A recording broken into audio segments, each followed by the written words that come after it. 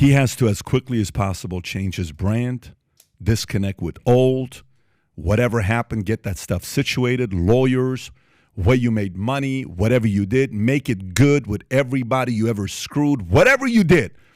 He has to make those things good because a big part, one of the stories was like in UK, XYZ happened. The reason why he left UK because one of the girls that he said, you never paid me, so, I'm going to do this. And then so he left UK to go to Romania. Anyways, these are stories. I don't know the full credibility behind it. These are fully stories that he went to Romania.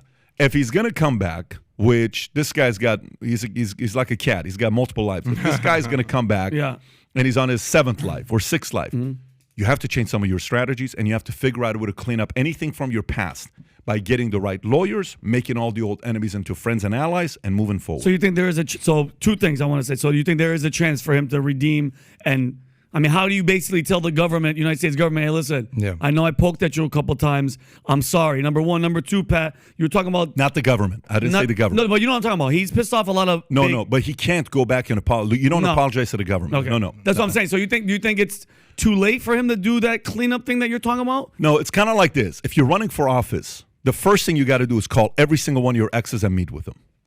Wow. I mean, you just have to do that. I don't think what I said is anything unique. You have to meet with every one of them and say, so, listen, just want to talk to you. How are you doing? Good.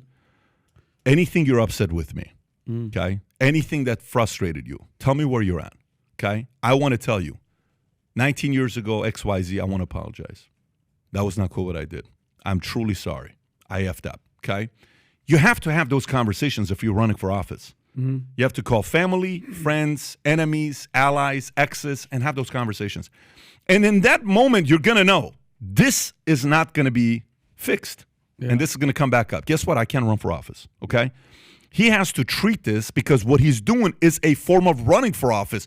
The office he's running for is the president of the internet. He's not running for the office of president of, United States. He's running to be the president of the internet. If you're running to be the president of the internet, you have to kind of go back and look at some of those relationships and make them good. And 100% you got them because you don't walk on water. None of us do. This isn't a pass at him. This is just if you're really wanting that kind of respect and accolades, you got to make some of those calls. And those are private apologies. They're not public apologies. That's what I was going to say. It's more important. It's one-on-one, face-to-face. It takes courage to do those. It's very tough to do. Yes. Yeah. What I will say, by the way, great observation, President of the Internet. Dope. So I actually had a conversation about this with my good buddy Michael Sartain, who's basically saying in today's society, the eyeball attention economy where everything's about clicks and views and eyeballs and subscribers and all that, we're in a different time.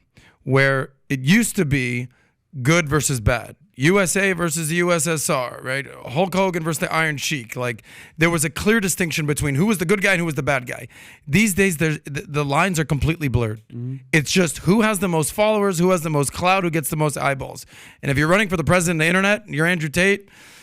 You know how they say like, other than like literally going to jail, like I don't care what you say about me, just spell my name right. Yeah. Everybody knows how to spell T-A-T at this 100%. point. Okay, so he's fully qualified to be president of the internet, good, bad, or indifferent. Okay? Yeah. Whether you're Kanye, whether you're Trump, whether you're freaking Billy McFarland from the whether you're Sam Bankman-Fried, Fire Festival guy, Sam Bankman-Fried, FTX. People want to know your story the bigger that you get. If Bernie Madoff were alive, he'd be on a fucking podcast right now being like, Bernie, let's hear the deal, what you had going on. Yeah. So fully endorse what you're saying right now. I actually just want to make an apology. It was chapter 11 of Think and Grow Rich. Don't make that mistake So all my Napoleon Hill fans out there, Think and Grow Rich, like, Adam, you're an idiot. You're scumbag. It's chapter 11. I apologize right there.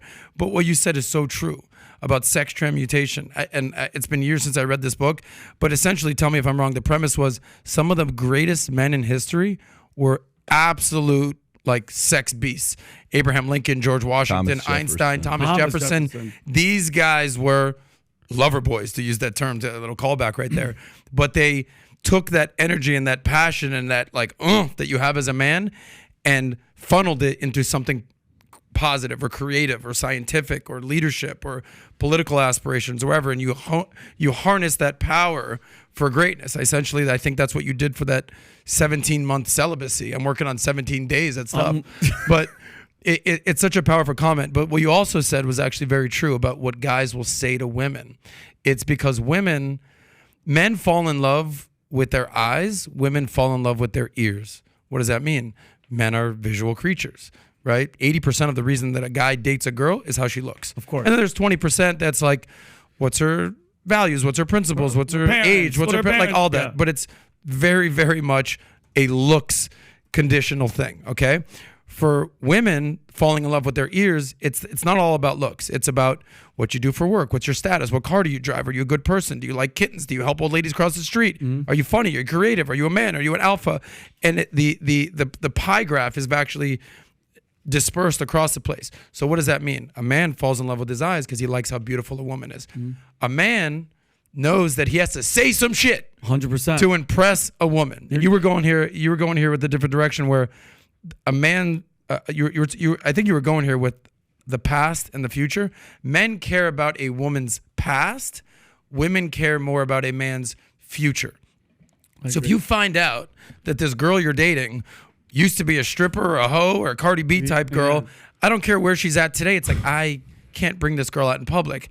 If a woman finds out that that dude used to be like homeless, like had sex with a ton of women and just was like an asshole, whatever, but now he's cleaned it up and his future looks bright, women will jump all over that. 100%. Versus a man will not go back and try to relive a woman's checkered past. So if you like this clip and you want to watch another one, click right here. And if you want to watch the entire podcast, click right here.